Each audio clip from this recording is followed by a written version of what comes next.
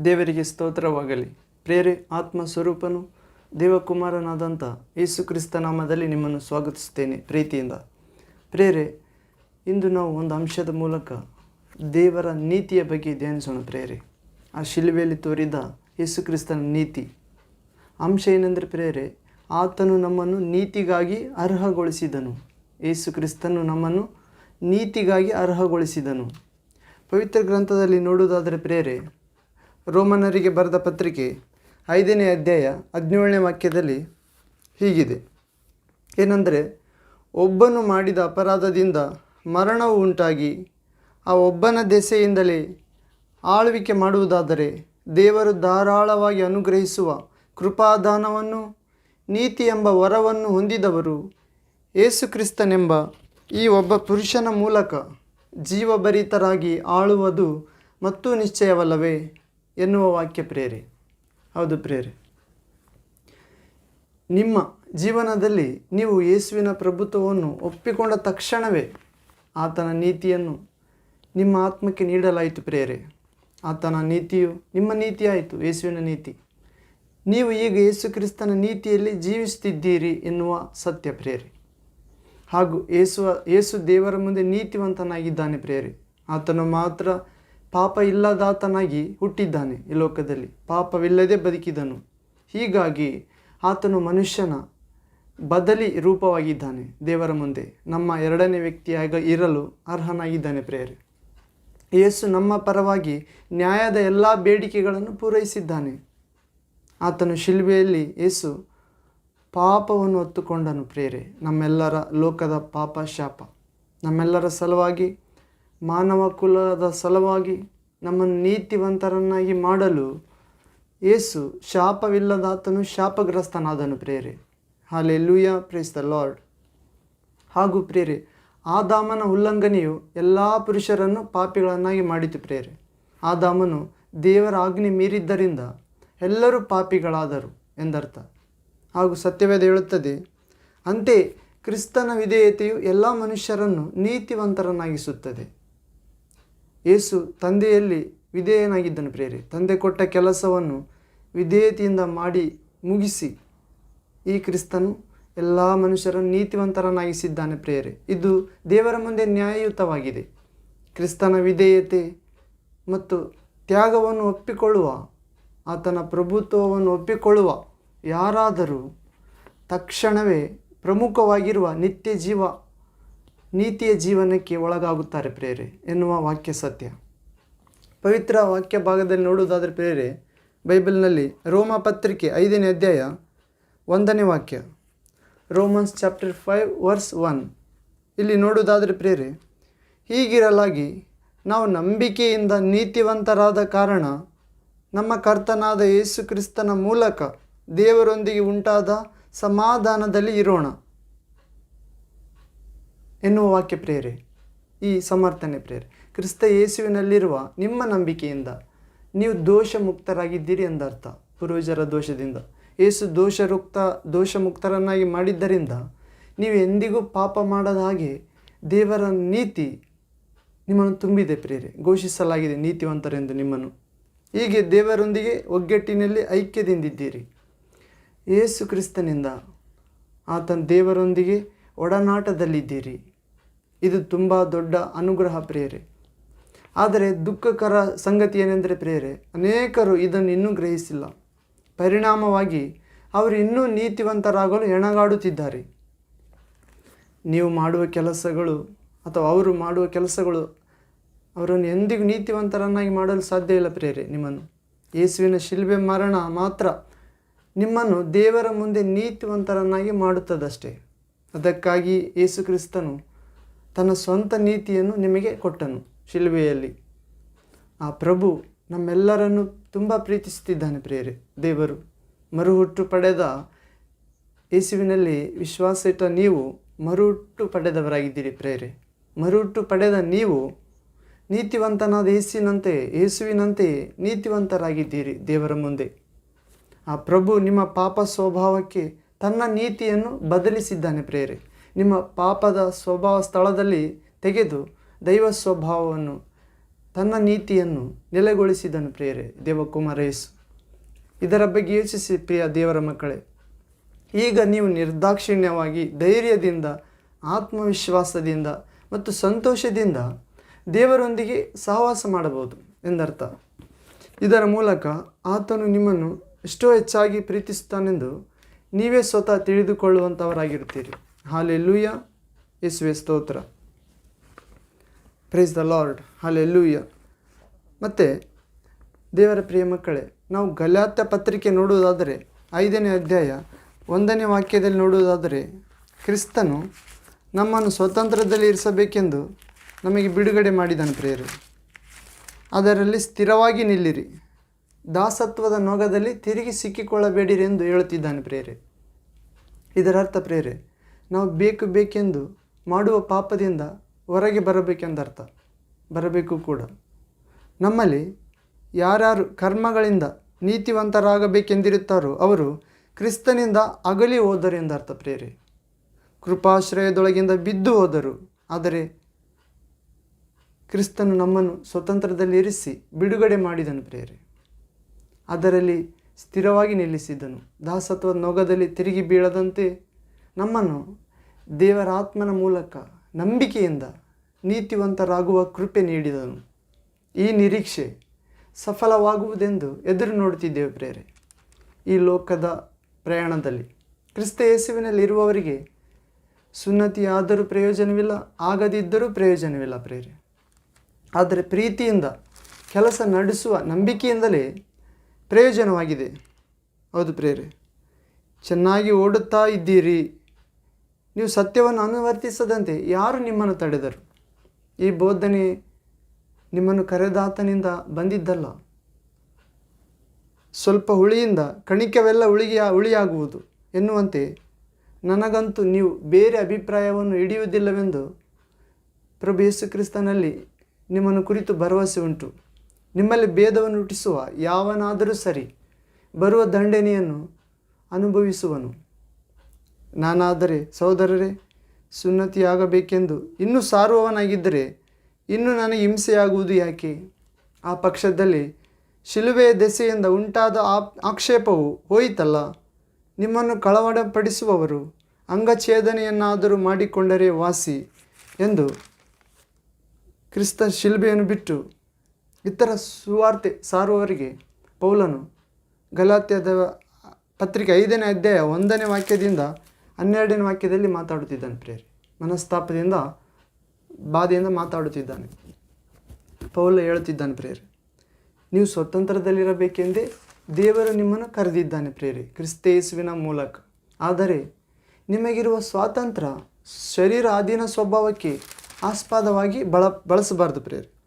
ಪ್ರೀತಿಯಿಂದ ಒಬ್ಬರಿಗೊಬ್ಬರು ಸೇವೆ ಮಾಡಿರಿ ಎಂದು ಹೇಳುತ್ತಿದ್ದಾನೆ.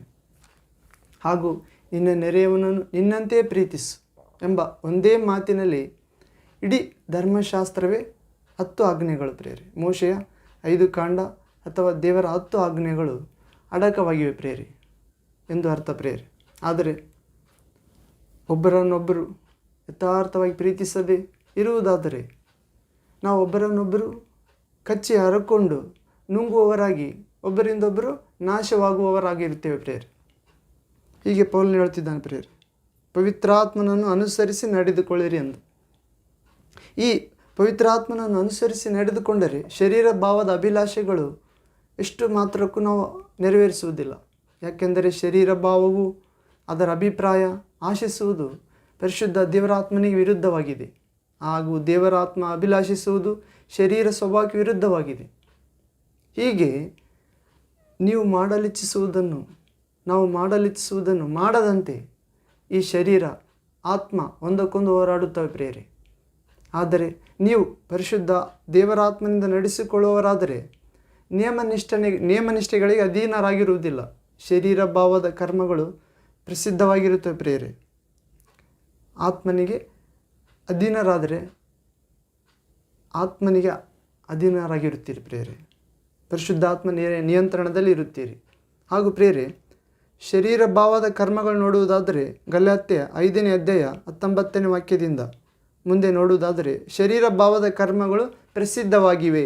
ಯಾವುವೆಂದರೆ ಜಾರತ್ವ, ಬಂಡತನ, ನಾಚಿಕೆಗೇಡಿತನ, ವಿಗ್ರಹ ಆರಾಧನೆ, ಮಾಟ ಮಂತ್ರ, ಹಗೆತನ, ಜಗಳ, ಹೊಟ್ಟೆ ಕಿಚ್ಚು, ಸಿಟ್ಟು, ಕಕ್ಷಭೇದ, ಭಿನ್ನಮತ, ಮತ್ಸರ, ಕುಡಿಕತನ, ದುಂದೌತಣ ಇಂಥವುಗಳೇ.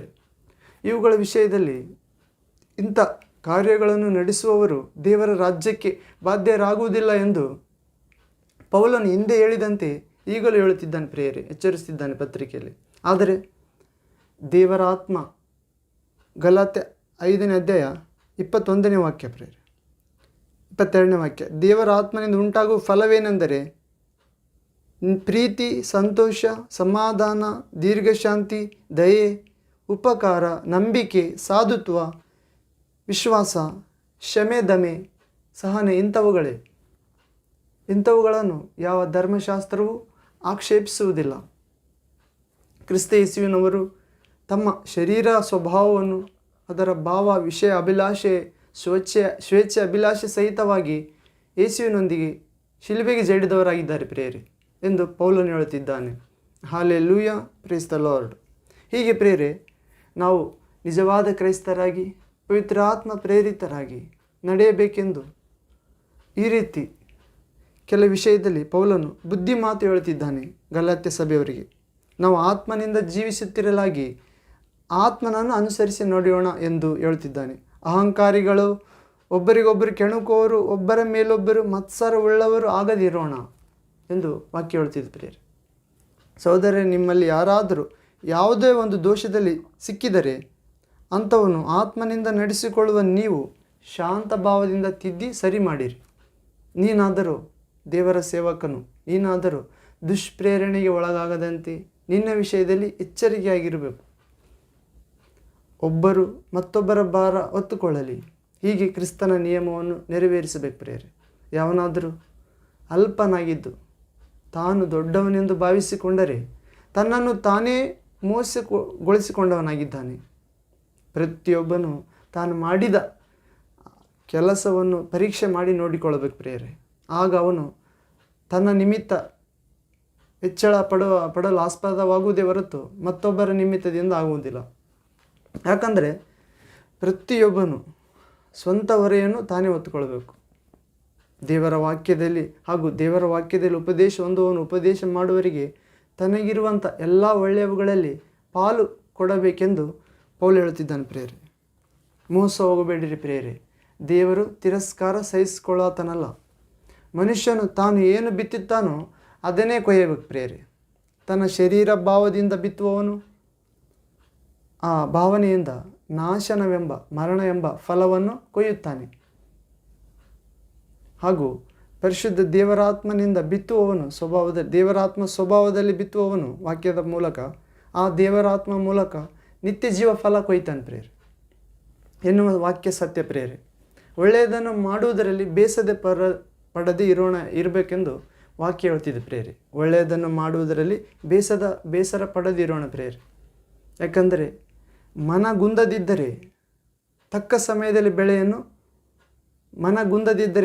ಸಮಯದಲ್ಲಿ ಬೆಳೆ ಕೊಯ್ತೇವೆ ಪ್ರಿಯರೇ. ಆದುದರಿಂದ ಸಮಯ ಇರಲಾಗಿ, ಹಿಂದೆ ಇವತ್ತು ಎನ್ನುವ ಸಮಯ ಇರಲಾಗಿ ಎಲ್ಲರಿಗೆ ಒಳ್ಳೆಯದನ್ನು ಮಾಡೋಣ ಪ್ರಿಯರೇ.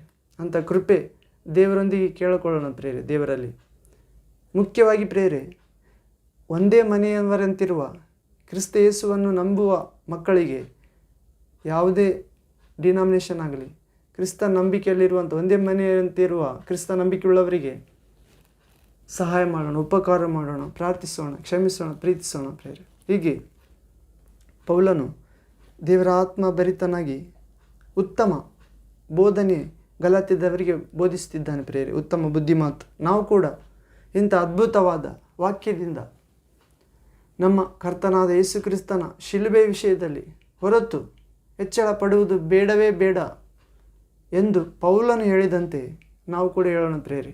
ಆ ಯೇಸು ಕ್ರಿಸ್ತನ ಮೂಲಕ ಲೋಕವು ಶಿಲುಬೆಗೆ ಹಾಕಿಸಿಕೊಂಡು, ಅಥವಾ ಲೋಕದ ಪಾಲಿಗೆ ನನ್ನನ್ನು ನಾನೇ ಶಿಲುಬೆಗೆ ಹಾಕಿಸಿಕೊಂಡು ಸತ್ಯನು ಎಂದು ಹೇಳುತ್ತಿದ್ದಾನೆ ಪ್ರಿಯರೇ. ಸುನ್ನತಿ ಆಗುವುದರಲ್ಲಿ ಏನಿಲ್ಲ, ಸುನ್ನತಿ ಇಲ್ಲದೇ ಇರುವುದರಲ್ಲಿ ಏನೂ ಇಲ್ಲ. ಹೊಸ ಸೃಷ್ಟಿಯಾಗುವುದೇ ಬೇಕು. ಯಾರಾದರೂ ಕ್ರಿಸ್ತ ಯೇಸುವಿನಲ್ಲಿ ಒಂದಾದರೆ ಆತನು ನೂತನ ಸೃಷ್ಟಿಯಾಗಿದ್ದಾನೆ. ಹಳೆದೆಲ್ಲ ಹಳೆ ಹೋಗಿ ಹೊಸದಿದೋ ಜನ್ಮ ತಳೆದಿದೆ ಎನ್ನುವಂತೆ ಇದೆಲ್ಲ ದೇವರಿಂದ ಆಗುತ್ತದೆ ಪ್ರಿಯರೇ.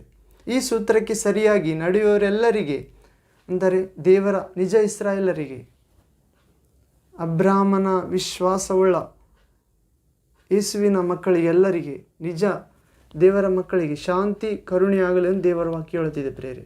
ಹೌದು ಪ್ರಿಯರೇ, ನಮ್ಮ ಕರ್ತನಾದ ಯೇಸು ಕ್ರಿಸ್ತನ ಕೃಪೆ, ಶಾಂತಿ, ಸತ್ಯದ ಆತ್ಮ ನಿಮ್ಮ ಆತ್ಮದೊಂದಿಗೆ ಇರಲೆಂದು ನಾನು ದೇವರ ವಾಕ್ಯ ತಿಳಿಯುತ್ತಿದ್ದೆ ಪ್ರಿಯ. ನಾನು ಕೂಡ ಪ್ರಾರ್ಥಿಸುತ್ತಿದ್ದೇನೆ. ಹಲ್ಲೆಲೂಯ. ದೇವರ ಪ್ರಿಯ ವಿಶ್ವಾಸಿಗಳೇ, ನಾವು ರೋಮ ಪತ್ರಿಕೆ 6ನೇ ಅಧ್ಯಾಯ 6ನೇ ವಾಕ್ಯ ನೋಡುವುದಾದರೆ, ರೋಮಾಸ್ ಚಾಪ್ಟರ್ 6 ವರ್ಸ್ 6 ಅಲ್ಲಿ ಹೀಗಿದೆ ಪ್ರಿಯರೇ, ಪಾಪಾಧೀನ ಸ್ವಭಾವ ನಾಶವಾಗಿ ನಾವು ಇನ್ನೂ ಪಾಪದ ವಶದಲ್ಲಿ ಇರದಂತೆ ನಮ್ಮ ಪೂರ್ವ ಸ್ವಭಾವವು ಕ್ರಿಸ್ತನ ಕೂಡ ಶಿಲುಬೆಗೆ ಹಾಕಲ್ಪಟ್ಟಿತೆಂದು ತಿಳಿದಿದ್ದೇವೆ. ಸತ್ತವನು ಪಾಪದ ವಶದಿಂದ ಬಿಡುಗಡೆ ಹೊಂದಿದ್ದಾನಷ್ಟೇ ಎನ್ನುವ ವಾಕ್ಯ ಪ್ರಿಯರೇ. ಹೌದು ದೇವರ ಮಕ್ಕಳೇ, ನಾವು ಕೂಡ ಯೇಸುವಿನ ಮಾರ್ಗದಲ್ಲಿ, ಆತನ ವಾಕ್ಯದಲ್ಲಿ ನಡೆದುಕೊಂಡು ಪ್ರೀತಿಸಿ ಕ್ರಿಸ್ತೇಸುವಿನೊಡನೆ ಸತ್ತ ಪಕ್ಷದಲ್ಲಿ ಆತನೊಡನೆ ಜೀವಿಸುವೆವು. ಶ್ರಮೆಗಳ ಮೂಲಕ ಜೀವಿಸುವುದೇ, ಪಾಪವನ್ನು ವಿಸರ್ಜಿಸುವುದೇ ಯೇಸುವಿನೊಡನೆ ಐಕ್ಯ ಹೊಂದುವುದು ಪ್ರಿಯರೇ, ಪುನರುತ್ಥಾನ ಹೊಂದುವುದು. ಆತನೊಡನೆ ಜೀವಿಸುತ್ತೇವೆ ಪ್ರಿಯರೇ. ಆತನೊಡನೆ ಸತ್ತ ಪಕ್ಷದಲ್ಲಿ ಆತನೊಡನೆ ಜೀವಿಸುತ್ತೇವೆ ಎಂದು ನಂಬುತ್ತೇವೆ. ಯಾಕೆಂದರೆ ಕ್ರಿಸ್ತನು ಸತ್ತು ಆತನು ಸತ್ತ ಮೇಲೆ ಜೀವಂತನಾಗಿ ಎದ್ದು ಬಂದು, ಆದ್ದರಿಂದ ಆತನು ಇನ್ನು ಮೇಲೆ ಸಾಯತಕ್ಕವನಲ್ಲ ಪ್ರಿಯರೇ. ಮರಣವು ಇನ್ನು ಮೇಲೆ ಆತನನ್ನು ಆಳ್ವಿಕೆ ಮಾಡುವುದಿಲ್ಲ ಎಂದು ನಮಗೆ ತಿಳಿದಿದೆ. ಆತನು ಸತ್ತದ್ದು ಒಂದೇ ಸಲ, ಅದು ಪಾಪದ ಪಾಲಿಗೆ ಮಾತ್ರ. ಆತನು ಜೀವಿಸುವುದಾದರೂ ಇನ್ನು ಮೇಲೆ ದೇವರಿಗಾಗಿ, ನಮ್ಮೆಲ್ಲರಿಗಾಗಿ. ಅದೇ ಪ್ರಕಾರ ನೀವು ಸಹ ಕ್ರಿಸ್ತ ಯೇಸುವಿನ ಐಕ್ಯದಿಂದ ಪಾಪದ ಪಾಲಿಗೆ ಸತ್ತವರು, ದೇವರಿಗಾಗಿ ಜೀವಿಸುವವರು ಎಣಿಸಿಕೊಳ್ಳಬೇಕೆಂದು ವಾಕ್ಯ ಹೇಳ್ತಿದೆ ಪ್ರೇರೆ. ಎಣಿಸಬೇಕು. ಹೌದು ಪ್ರೇರೆ. ಮುಂದೆ ಪವಿತ್ರ ವಾಕ್ಯದ ನೋಡುವುದಾದರೆ, ತಿಮೋಥನಿಗೆ ಬರೆದ 2ನೇ ಪತ್ರಿಕೆ 2ನೇ ಅಧ್ಯಾಯ 11ನೇ ವಾಕ್ಯ. Timothy second letter 2nd chapter 11th word. ಅಲ್ಲಿ ಹೀಗಿದೆ ಪ್ರೇರೆ, ಈ ಮಾತು ನಂಬತಕ್ಕದ್ದಾಗಿದೆ. ಏನೆಂದರೆ, ನಾವು ಆತನೊಡನೆ ಸತ್ತಿದ್ದರೆ ಆತನೊಡನೆ ಜೀವಿಸುವೆವು, ಸಹಿಸಿಕೊಳ್ಳುವವರಾಗಿದ್ದರೆ ಆತನೊಡನೆ ಆಳುವೆವು ಎಂದು. ನಾವು ಯೇಸುವಿನವರಲ್ಲವೆಂದು ಹೇಳಿದರೆ ಆತನು ನಮ್ಮನ್ನು ತನ್ನವರಲ್ಲವೆಂದು ಹೇಳುವನು. ದೇವರ ಮುಂದೆ ಪ್ರೇರೆ, ಸ್ವರ್ಗದಲ್ಲಿ ನಾವು ಅಪನಂಬಿಗಸ್ತರಾಗಿದ್ದರೂ ಆತನು ನಂಬಿಗಸ್ತನಾಗಿಯೇ ಇರುವನು. ತನ್ನ ಸ್ವಭಾವಕ್ಕೆ ವಿರುದ್ಧವಾಗಿ ಆತನು ಯೇಸು ಕ್ರಿಸ್ತನು ಏನೂ ಮಾಡಲಾರನು ಎನ್ನುವ ವಾಕ್ಯ ಪ್ರೇರೆ. ಹೌದು ಪ್ರೇರೆ. ಇನ್ನು ಮುಂದೆ ನೋಡುವುದಾದರೆ, ದೇವರು ನಮ್ಮನ್ನು ತನ್ನ ಕೋಪಕ್ಕೆ ಗುರಿಯಾಗಬೇಕೆಂದು ನೇಮಿಸದೆ ನಮ್ಮ ಪ್ರಭು ಯೇಸು ಕ್ರಿಸ್ತನ ಮೂಲಕ, ದೇವಕುಮಾರನ ಮೂಲಕ ರಕ್ಷಣೆ ಹೊಂದುವುದಕ್ಕಾಗಿ ನೇಮಿಸಿದನು. ಪಾಪ ಶಾಪಗಳಿಂದ, ನಿತ್ಯ ಮರಣದಿಂದ, ಸೈತಾನ ಎಲ್ಲ ಕುಯುಕ್ತಿಯಿಂದ ಬಿಡುಗಡೆ ಮಾಡಲೆಂದು, ಸಂಪಾದಿಸಿಕೊಳ್ಳಬೇಕೆಂದು ಹೀಗೆ ನೇಮಿಸಿದನು ನಮ್ಮನ್ನು.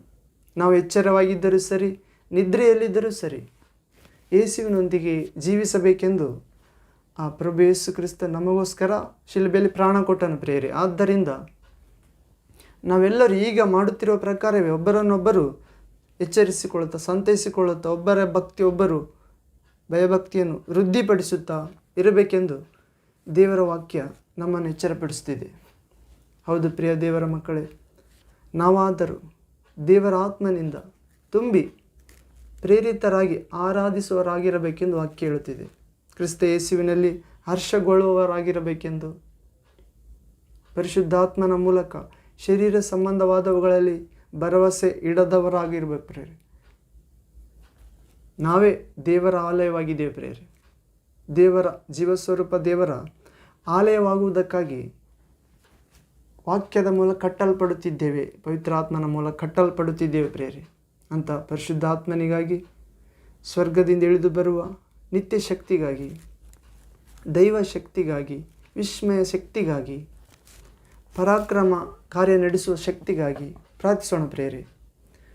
ಅದನ್ನೇ ಪ್ರಭು ಪ್ರಾರ್ಥಿಸಿ ಬೇಡಿ ಪಡೆದುಕೊಳ್ಳಿರೆಂದು ಆತ್ಮ ಸಂಬಂಧವಾಗಿ ನುಡಿದಿದ್ದಾನೆ ಪ್ರೇರೆ ಸುವಾರ್ತೆಗಳಲ್ಲಿ. ಹೌದು ಪ್ರೇರೆ, ಯಾವ ತಂದೆಯಾದರೂ ತನ್ನನ್ನು ಬೇಡಿಕೊಳ್ಳುವ ಮಕ್ಕಳಿಗೆ ಹಾವು ಚೇಳು ಕಲ್ಲು ಕೊಡುವುದಿಲ್ಲ. ತನ್ನನ್ನು ಬೇಡಿಕೊಳ್ಳುವ ಮಕ್ಕಳಿಗೆ ಒಳ್ಳೆಯ ವರವಾದ ಪರಿಶುದ್ಧ ಆತ್ಮನನ್ನೇ ಅನುಗ್ರಹಿಸಬಲ್ಲನು ಎಂದು, ದಯಪಾಲಿಸಬಲ್ಲನು ಎಂದು ಯೇಸು ಕ್ರಿಸ್ತ ಹೇಳಿದ್ದಾನೆ ಪ್ರೇರೆ ತಾನೇ. ಹೌದು ಪ್ರೇರೆ, ಈ ಪ್ರಭುವಿನ ಶ್ರಮೆ ಮರಣ ಮುಕ್ತಾಯ ದಿನಗಳಲ್ಲಿ ಪರಿಶುದ್ಧ ಶಿಲುಬೆಯ ರಕ್ತದಲ್ಲಿ ಉಂಟಾದ ಜಯವನ್ನು, ಪುನರುತ್ಥಾನ, ಪ್ರಭುವಿನ ಶಕ್ತಿಯನ್ನು ಬೇಡಿಕೊಳ್ಳೋಣ ಪ್ರೇರೆ. ನಾವು ಶರೀರ ಸ್ವಭಾವವನ್ನು ಪರಿಶುದ್ಧಾತ್ಮನ ಶಕ್ತಿಯಿಂದ ಶಿಲುಬೆಯಲ್ಲಿ ಪ್ರಾಣ ಕೊಟ್ಟ ಮರಣ ಗೆದ್ದ ಯೇಸುವಿನ ನಾಮದಲ್ಲಿ ಪ್ರಭು ನಮ್ಮನ್ನು ಹೊಸ ಸೃಷ್ಟಿ ಮಾಡಿದ್ದಾನೆ ಪ್ರೇರೆ. ಅದರಲ್ಲಿ ಅಭಿವೃದ್ಧಿಗೊಳ್ಳೋಣ ಪ್ರೇರೆ. ಶಿಲುಬೆ ವಿಷಯದಲ್ಲಿ ಎಚ್ಚರಗೊಳ್ಳೋಣ. ಲೋಕವು ಶಿಲುಬೆ ಹಾಕಲ್ಪಟ್ಟಿತು ನಮ್ಮ ಜೀವನದಲ್ಲಿ ಎನ್ನುವಂತೆ ನಾವು ಶಿಲುಬೆಗೆ, ಲೋಕದ ಪಾಲಿಗೆ ಸತ್ಯವು ಶಿಲುಬೆ ಹಾಕಿಸಿಕೊಂಡು ಎನ್ನುವಂಥ ಜೀವಿತದೊಳಗೆ ಪ್ರಭು ನಮ್ಮೆಲ್ಲರನ್ನು ನಡೆಸುವಂತೆ ಪ್ರಾರ್ಥಿಸೋಣ. ಹಲ್ಲೆಲೂಯ. ಹೊಸ ಸೃಷ್ಟಿ ಆಗುವಂತೆ ನಾವೆಲ್ಲರೂ ದೇವರ ಒಂದು ಮಕ್ಕಳಾಗುವಂತೆ, ದೇವರ ಮಹಿಮೆಯಲ್ಲಿ ಪಾಲ್ಗೊಳ್ಳುವಂತೆ, ಶಾಂತಿದಾಯಕ ಕರುಣೆಯ ದೇವರು ತನ್ನ ಕೃಪೆಯ ಆತ್ಮದಿಂದ ತುಂಬಿ ಅನುಗ್ರಹಿಸುವಂತೆ ಪ್ರಾರ್ಥಿಸಿರಿ ಪ್ರೇರೆ. ಹಲ್ಲೆಲೂಯ. ಪ್ರಾರ್ಥನೆ ಮಾಡಿಕೊಳ್ಳೋಣ ಪ್ರೇರೆ. ಪ್ರಾರ್ಥಿಸುವ ಮೊದಲು ಪ್ರೇರೆ ಒಂದು ಹಾಡನ್ನು ಹಾಡಿ ಮುಕ್ತಾಯ ಮಾಡಿಕೊಳ್ಳೋಣ. ಮಹಿಮಾ ಸ್ವರೂಪನೇ, ಮೃತ್ಯುಂಜಯನೇ, ಮರಣದ ಮುಳ್ಳನ್ನು ಮುರಿದಂಥವನೇ, ನಿನಗೆ ಸ್ತೋತ್ರಗಳು ನನ್ನೇಸುವೆ, ನಿನಗೆ ಸ್ತೋತ್ರಗಳು, ನಿನಗೆ ಸ್ತೋತ್ರಗಳು ನನ್ನೇಸುವೆ, ನಿನಗೆ ಸ್ತೋತ್ರಗಳು. ಮಹಿಮೆ ಸ್ವರೂಪನೇ, ಮೃತ್ಯುಂಜಯನೇ, ಮಹಿಮೆ ಸ್ವರೂಪನೇ, ಮೃತ್ಯುಂಜಯನೇ, ನಿನಗೆ ಸ್ತೋತ್ರಗಳು ನನ್ನೇಸುವೆ, ನಿನಗೆ ಸ್ತೋತ್ರಗಳು ನನ್ನೇಸುವೆ, ನಿನಗೆ ಸ್ತೋತ್ರಗಳು, ನಿನಗೆ ಸ್ತೋತ್ರಗಳು ನನ್ನೇಸುವೆ, ನಿನಗೆ ಸ್ತೋತ್ರಗಳು. ನಿನ್ನ ರಕ್ತವನ್ನು ನನ್ನ ರಕ್ಷಣೆಗಾಗಿ ಬಲಿಯಾಗವಾಗಿ ಅರ್ಪಿಸಿದ್ದೇನಿ, ನಿನ್ನ ರಕ್ತವನ್ನು ನನ್ನ ರಕ್ಷಣೆಗಾಗಿ ಬಲಿಯಾಗವಾಗಿ ಅರ್ಪಿಸಿದ್ದೀನಿ. ನಿನ್ನ ಗಾಯಗಳ ಮೂಲಕ ಸ್ವಸ್ಥತೆ ಹೊಂದಿ ಆನಂದಿಸುವೆನು ನಿನ್ನೊಳು ನಾನು. ನಿನ್ನ ಗಾಯಗಳ ಮೂಲಕ ಸ್ವಸ್ಥತೆ ಹೊಂದಿ ಆನಂದಿಸುವೆನು ನಿನ್ನಲ್ಲಿ ನಾನು. ಮಹಿಮೆ ಸ್ವರೂಪನೇ, ಮೃತ್ಯುಂಜಯನೇ, ಮರಣದ ಮುಳ್ಳನ್ನು ಮುರಿದಂಥವನೇ, ನಿನಗೆ ಸ್ತೋತ್ರಗಳು ನನ್ನೇಸುವೆ, ನಿನಗೆ ಸ್ತೋತ್ರಗಳು. ಮುರಿದ ಮನಸ್ಸು ನರಳಿದ ಹೃದಯ ನಿನಗಿಷ್ಟವಾದ ಬಲಿಯಾಗಗಳೇ. ಮುರಿದ ಮನಸ್ಸು ನರಳಿದ ಹೃದಯ ನಿನಗಿಷ್ಟವಾದ ಬಲಿಯಾಗಗಳೇ. ನಿನ್ನ ಕೈಯಿಂದಲೇ ಮುರಿದಂಥ ರೊಟ್ಟಿಯಾಗಿ ಆಹಾರವಾಗುವೆನು ಅನೇಕರಿಗೆ. ಯೇಸುವೆ, ನಿನ್ನ ಕೈಯಿಂದಲೇ ಮುರಿದಂಥ ರೊಟ್ಟಿಯಾಗಿ ಆಹಾರವಾಗುವೆವು ಅನೇಕರಿಗೆ. ಮಹಿಮೆ ಸ್ವರೂಪನೇ ಮೃತ್ಯುಂಜಯನೇ, ಮರಣದ ಮುಳ್ಳನ್ನು ಮುರಿದಂಥವನೇ, ನಿನಗೆ ಸ್ತೋತ್ರಗಳು ನನ್ನೇಸುವೆ, ನಿನಗೆ ಸ್ತೋತ್ರಗಳು. ಪರಿಶುದ್ಧಾತ್ಮನ ಫಲಗಳ ಹೊಂದಿ ಪರಿಪೂರ್ಣವಾದ ಜ್ಯೇಷ್ಠರ ಸಭೆಯಾಗಿ, ಪರಿಶುದ್ಧಾತ್ಮನ ಫಲಗಳ ಹೊಂದಿ ಪರಿಪೂರ್ಣವಾದ ಜ್ಯೇಷ್ಠರ ಸಭೆಯಾಗಿ, ಸಿಯೋನಿನ ರಾಜ ನಿನ್ನ ಮುಖವ ನೋಡಲು ಆಶೆಯಿಂದ ನಾನು ಕಾದಿರುವೆನು. ಯೇಸುವೆ, ಸಿಯೋನಿನ ರಾಜ ನಿನ್ನ ಮುಖವ ನೋಡಲು ಆಸೆಯಿಂದ ನಾನು ಕಾದಿರುವೆನು. ಮಹಿಮೆ ಸ್ವರೂಪನೇ ಮೃತ್ಯುಂಜಯನೇ, ಮರಣದ ಮುಳ್ಳನ್ನು ಮುರಿದಂಥವನೇ, ನಿನಗೆ ಸ್ತೋತ್ರಗಳು ನನ್ನೇಸುವೆ, ನಿನಗೆ ಸ್ತೋತ್ರಗಳು. ಮಹಿಮೆ ಸ್ವರೂಪನೇ ಮೃತ್ಯುಂಜಯನೇ, ಮರಣದ ಮುಳ್ಳನ್ನು ಮುರಿದಂಥವನೇ, ನಿನಗೆ ಸ್ತೋತ್ರಗಳು ನನ್ನೇಸುವೆ. ಕ್ರಿಸ್ತೇಸುವೆ, ನಿನಗೆ ಸ್ತೋತ್ರಗಳು. Hallelujah, amen, amen, hallelujah, amen. Praise the Lord, hallelujah. ಪ್ರಿಯರೇ, ಪ್ರಾರ್ಥನೆ ಮಾಡಿ ಈ ವಾಕ್ಯ ಭಾಗವನ್ನು ಮುಕ್ತಾಯ ಮಾಡಿಕೊಳ್ಳೋಣ. ದೇವರ ಚಿತ್ತವಾದ ಪ್ರಾರ್ಥನೆ. ಆತ್ಮಸ್ವರೂಪನಾದ ತಂದೆಯಾದ ದೇವರೇ, ಪ್ರೀತಿ ಸ್ವರೂಪನೇ, ಮಹಿಮಾ ಸ್ವರೂಪನೇ, ಮೃತ್ಯುಂಜಯನೇ, ಪ್ರಭುವೇ, ನಮ್ಮಲ್ಲಿ ಯೇಸುವೆ ನಿಮ್ಮ ನೀತಿ ತುಂಬಿಸಿದ್ದರಿಂದ ಸ್ತೋತ್ರ. ಪ್ರಭುವೇ, ನಾವು ನಿಮ್ಮ ನೀತಿಯುತ ವಾಕ್ಯದ ಮೂಲಕ ಸರಿಯಾಗಿ ಜೀವಿಸಲು, ವಾಕ್ಯದ ಪ್ರಕಾರ ಬದುಕಲು, ವಾಕ್ಯದ ಪ್ರಕಾರ ನಿಮ್ಮೊಂದಿಗೆ ಅನ್ಯೋನ್ಯರಾಗಿರಲು, ನೀತಿಯುತ ಕೆಲಸಗಳನ್ನು ಮಾಡಲು, ನೀತಿಯ ಫಲಗಳನ್ನು ಈ ಲೋಕದಲ್ಲಿ ಫಲಿಸುವ ಸಾಮರ್ಥ್ಯವನ್ನು ಹೊಂದುವಂತೆ ಅನುಗ್ರಹಿಸಿರಿ ಯೇಸುವೆ. ತಂದೆಯೇ, ನಿಮ್ಮಲ್ಲಿ ನಾವು ಸಂತೋಷ ಪಡುವಂತೆ ಅನುಗ್ರಹಿಸಿರಿ ಯೇಸುವಿನ ಮೂಲಕ. ಪ್ರಭುವೇ, ನಿಮ್ಮೊಂದಿಗೆ ಪರಿಪೂರ್ಣ ಸ್ವರ್ಗದ ಬಾಧ್ಯತೆಗೆ ನಮ್ಮನ್ನು ತರಬೇಕೆಂದು ಪ್ರಾರ್ಥಿಸ್ತೇವೆ.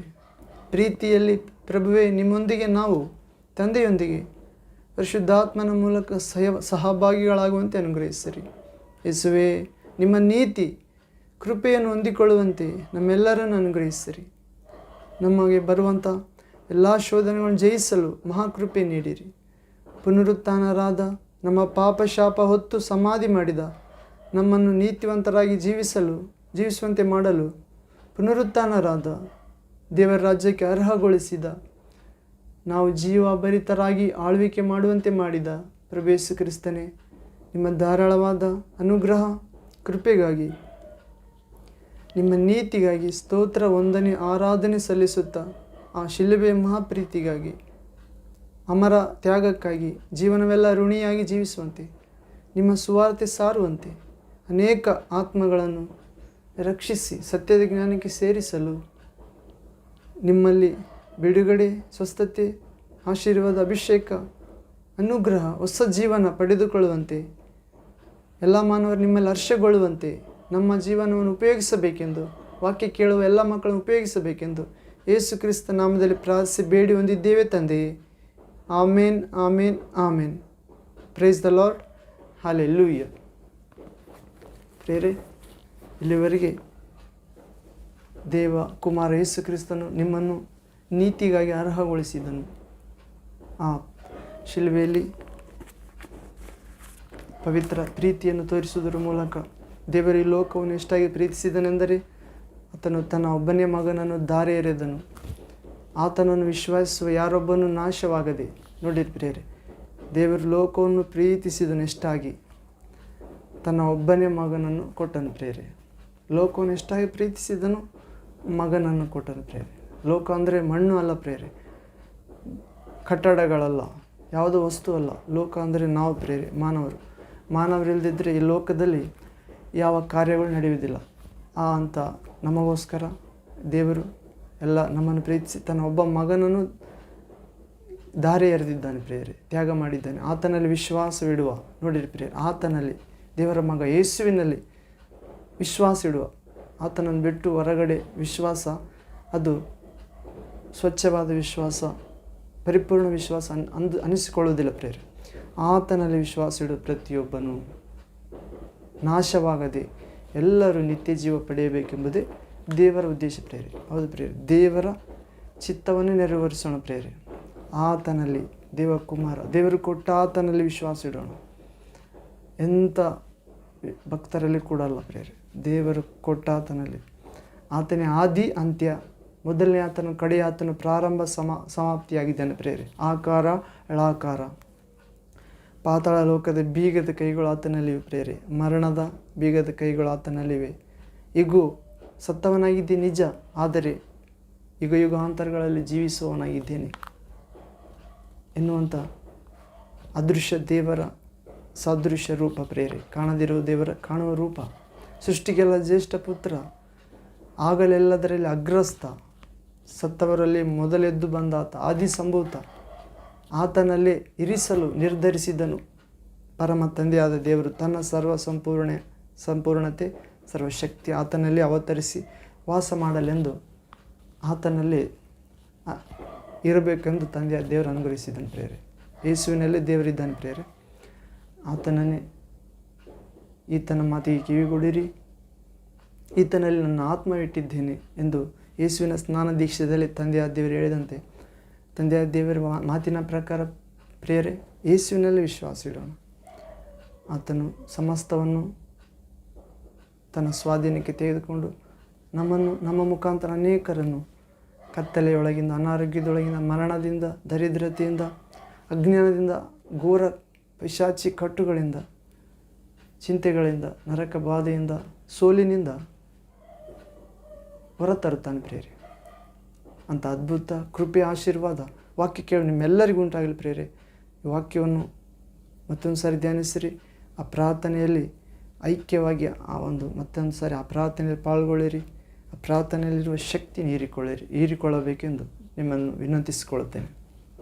ನಿಶ್ಚಯವಾಗಿ ಪ್ರಭು ಈ ವಾಕ್ಯ ಕೇಳುವ ಪ್ರತಿಯೊಬ್ಬರನ್ನು ಮುಟ್ಟುತ್ತಾನೆ, ಸ್ವಸ್ಥಪಡಿಸುತ್ತಾನೆ, ಬಿಡುಗಡೆ ಮಾಡುತ್ತಾನೆ.